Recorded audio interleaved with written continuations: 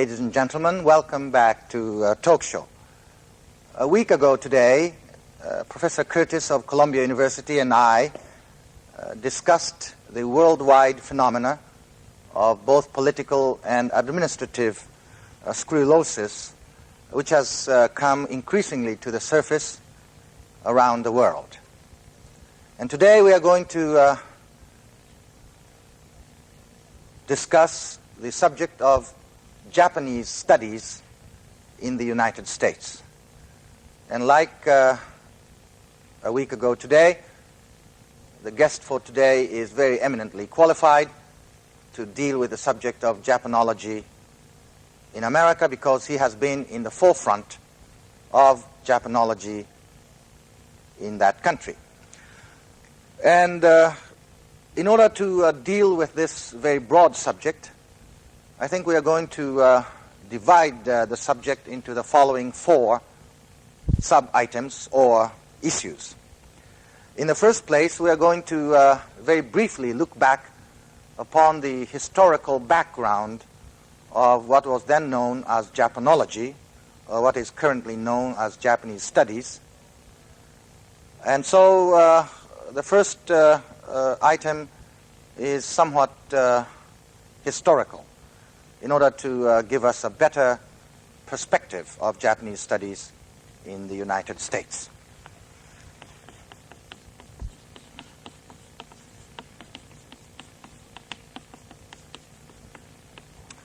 Then, in order to elaborate on this first item of historical background of Japanology in America, we are going to address ourselves to the very gradual yet very conspicuous shift of emphasis seen in the academic pursuit of Japan in the United States.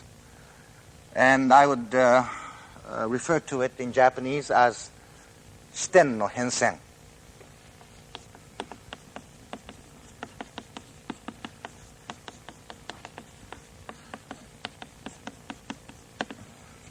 Shift of emphasis or shift of angle, perhaps.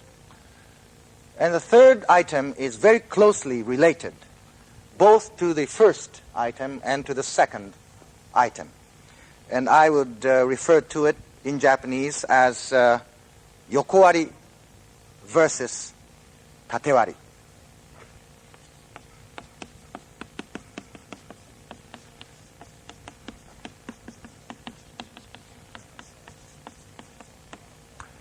I am well aware that these two terms are very ambiguous or elusive, and therefore I should like to call upon Professor Curtis to elaborate on these two terms later on, except to point out that what I would call the horizontal approach is somewhat akin to the area study approach, or area studies approach, in which Japan, for example, as a socio-cultural entity or as a political economic entity is dealt with from an overall point of view.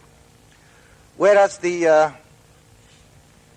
vertical approach is similar to the traditional, conventional, disciplinary approach, in which a well-trained economist, for example, focuses his academic attention on Japan as an economy.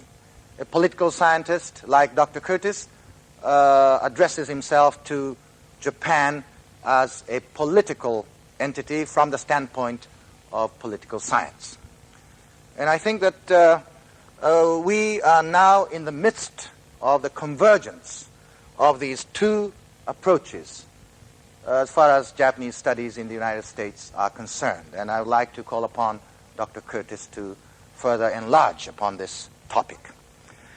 And finally, in order to make this program more personal, I would like to ask Professor Curtis to let us in on what kind of research projects he has in mind for the immediate future or for the foreseeable future. And also, I hope Dr. Curtis will tell us a little bit about the kind of research projects he has been involved with in the past as well as at present. Well, this is the overall format that I intend to follow during the rest of this half-hour show. And, oh yes, before I forget, I have to put down on the board the last item in Japanese, lest you think that I purposely omitted it.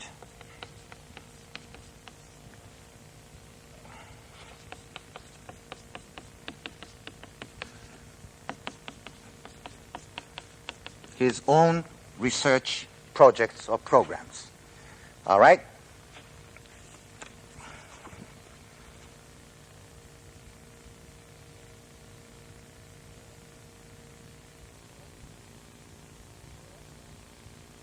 Hi, Jerry.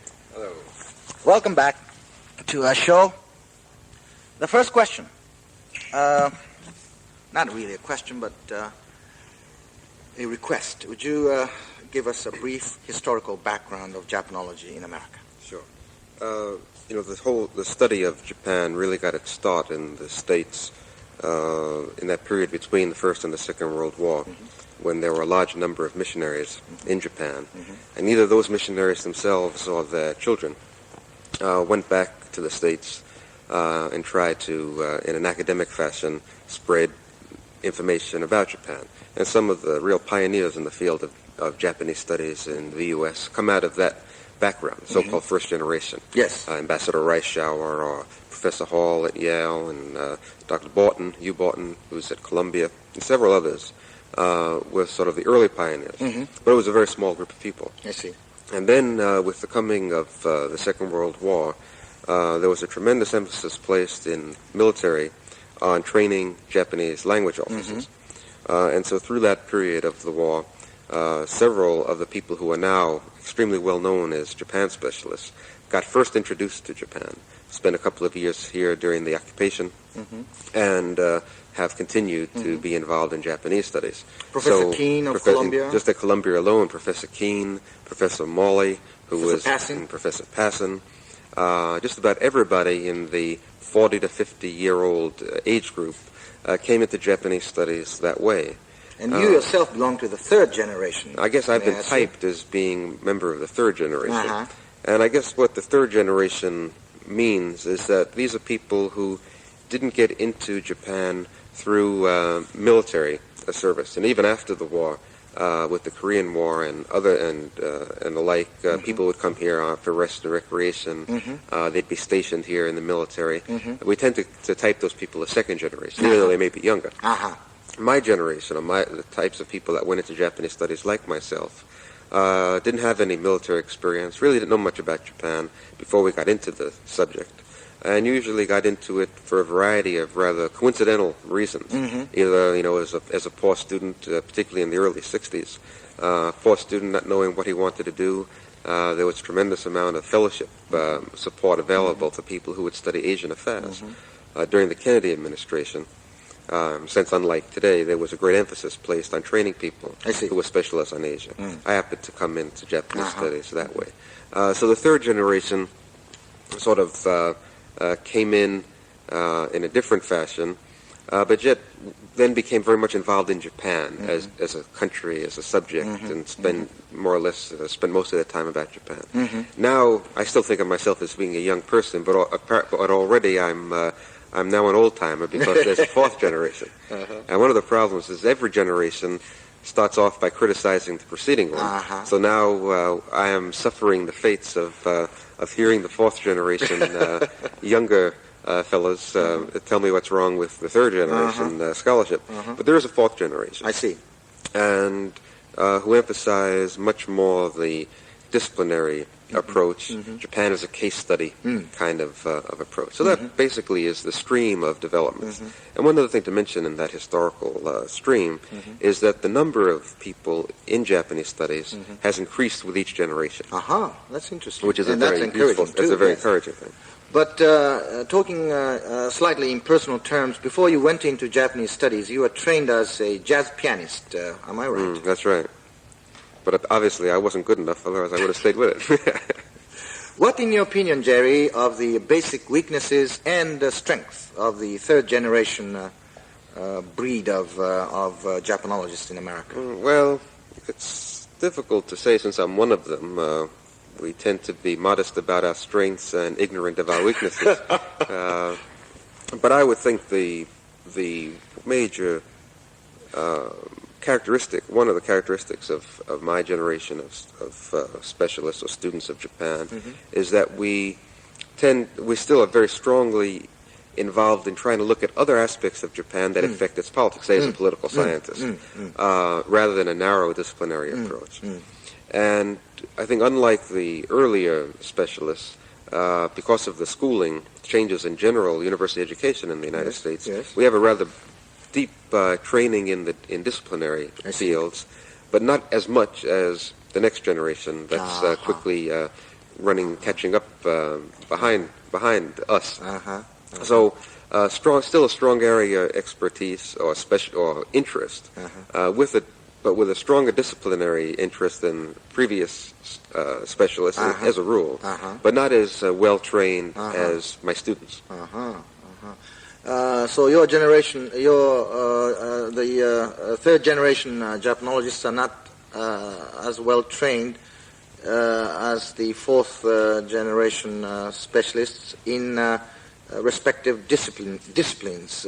In what way? In quantitative ways or what? It differs by discipline. Surely. For instance, in economics, all second, third, and fourth generation are they're good economists. Professor Patrick at Yale is second generation.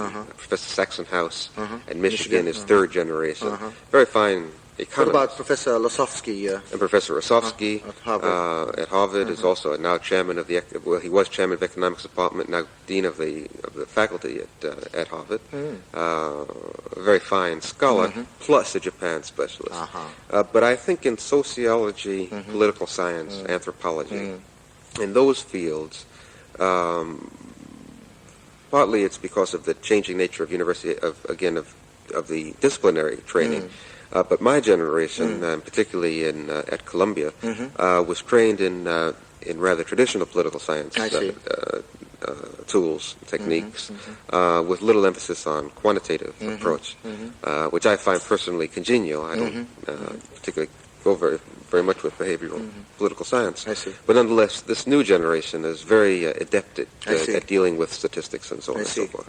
But the generational gaps, I think, are becoming much smaller now. Most of the third generation people go back to summer school to learn quantitative methods, and the fourth generation is still struggling to learn the Japanese language. So there's a meeting ground there, which I think we're approaching. And that is, obviously, the goal is somebody who is well-versed in Japanese affairs, can speak the language, can handle the tools of political science and sociology comfortably, and can relate Japan to the rest of the world. I think that you have very succinctly portrayed the second item on our agenda, that is the shift of emphasis. So this time, let me ask you this question.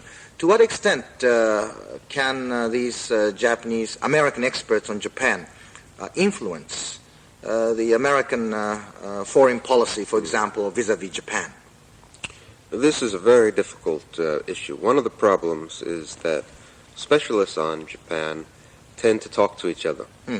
It's a relatively small group of people, but we spend most of our time writing articles that our other specialist friends will read, and very little time writing for a broader audience. And it's, I think, an issue that has come to be of great concern to specialists in the field. How can you exercise influence or educate the American public at large about Japan if everything you write is written in a code language that only other political scientists can understand? So I think there hasn't been, in that sense, as much of a role played by Japan specialists in general education about Japan for the American public as there should be. But that'll probably change. Yet on the other hand, I think there's been a role played by Japan specialists in educating or being informants for decision makers in the United States. Now, of course, Professor Reischauer is the outstanding example, a man who actually came out into public policy and was an ambassador and advisor to the State Department and so on. But many other specialists are often called upon by people in decision-making roles or by newspaper editors and the like for advice about what's going on about Japan, and in that indirect sense have some influence. But I would think relatively minor. If anything, in the last few years, with Japan's growing, the realization of Japan's importance in the world, a lot of people who know very little about Japan have come out here to spend a few weeks to find out about the country and have gone back and have had tremendous influence. People who have influence in other realms. Herman Kahn or Brzezinski and some Joseph Kraft, newspaper columnists, syndicated columnists, outstanding academics. Those kinds of people, I think, have a tremendous impact. I see. So one of the roles of Japan specialists is to try to influence them. May I assume from your statement that Japan, even today, remains very much something of as an enigma, or a mystery, or an esoteric entity to most of the American public? I think that's true. The nature of the enigma has changed. The nature of the mystery has changed. But it's still a country that's very little understood and always looked at with perplexity. You know, why is perplexity? Why is Japan this way? Or how can Japan be this or that or the other thing? And little, I think, deep understanding. But that situation is changing. At least the image of Japan is changing. And every year when I teach my course on Japanese politics, the first class I give a little questionnaire about, you know, what's the first thing you think of when you hear the word Japan, and so on and so forth. Or, you know, do you know the name of the Prime Minister of Japan? Well, it's really been quite extraordinary how fundamentally the image of Japan has changed, just say in the past 5 years. One thing, the level of knowledge is much higher now. I see. People know the name of the Prime Minister today, where 5 years ago maybe only 20% of students who took a course on Japan knew who he was.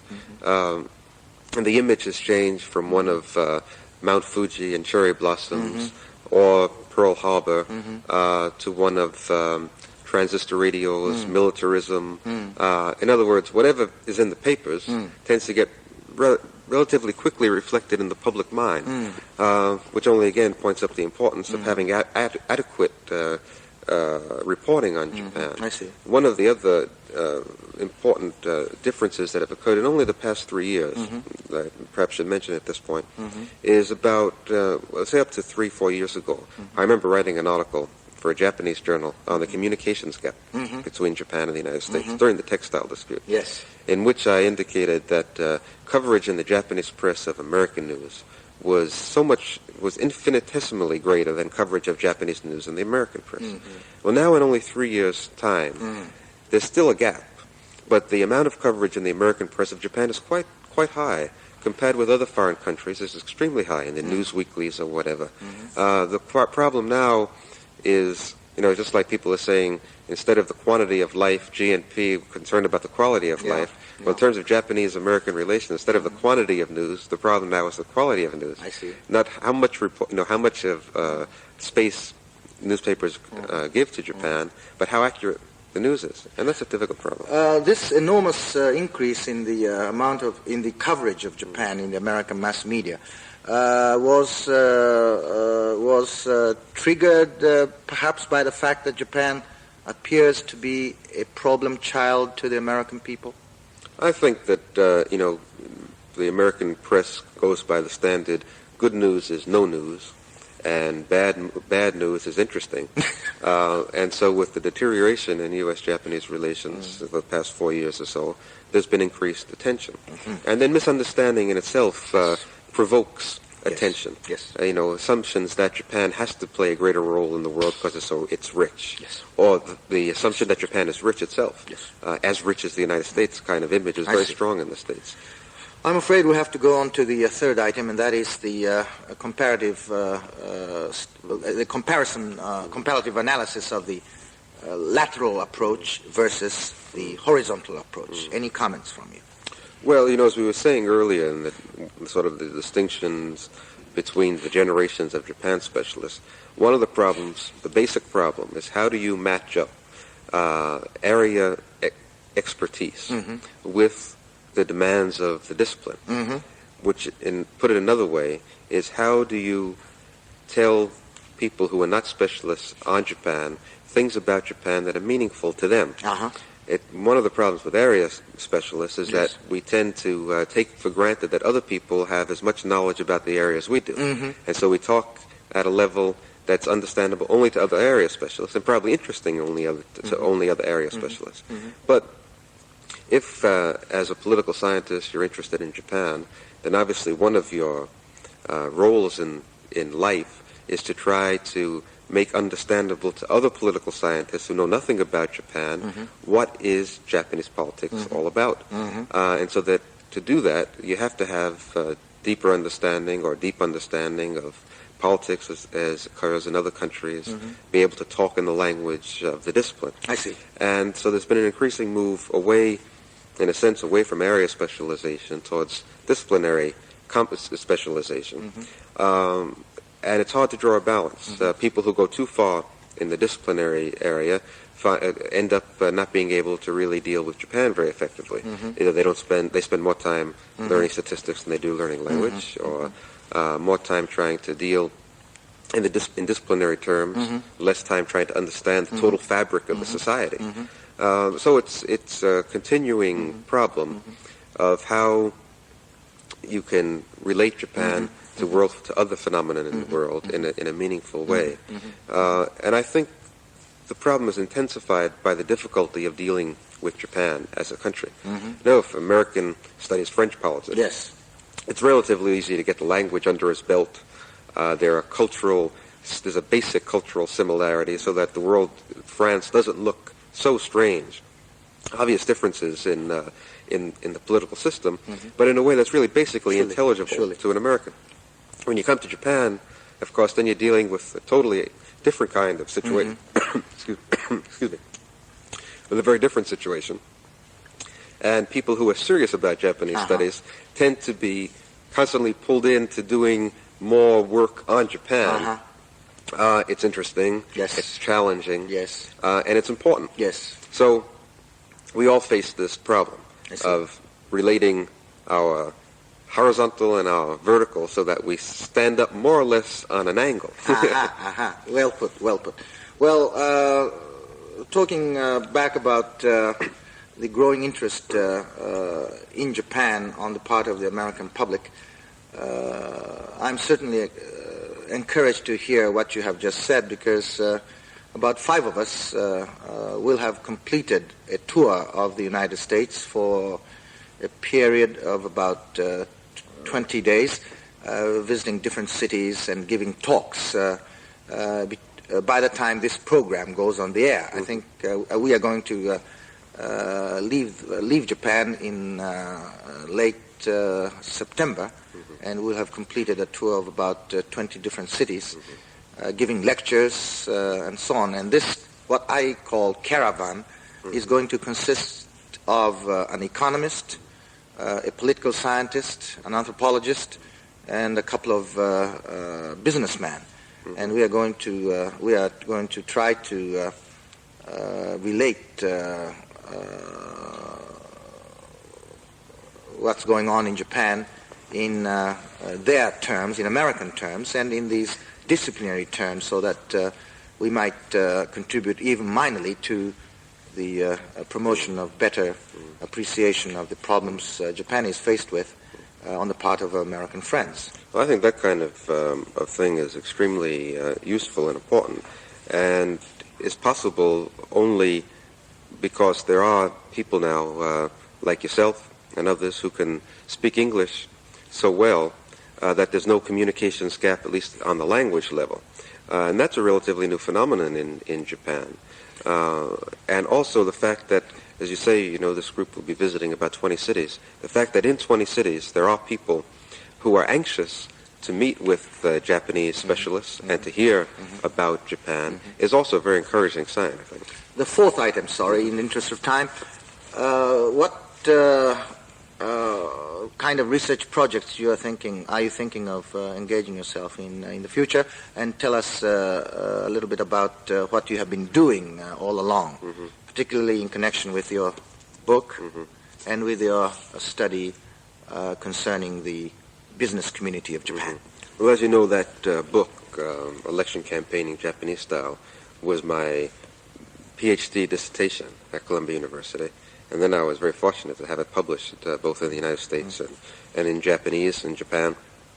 And the reaction to it by my Japanese friends was such a good one that I'm still overwhelmed by it. And of course that's encouraged me to try to pursue the subject of looking at politics from the perspective of the politician. In other words, how do men go about trying to be elected to the Diet? How do they go about trying to get power? How do they exercise it? Yes. That kind of approach is one that continues to interest me. And I followed up that study with a number of short studies, one of which I'm still engaged in, which is a study of the business community in Japan, the so-called Zeikai. And I hope to complete that in some sort of a small book.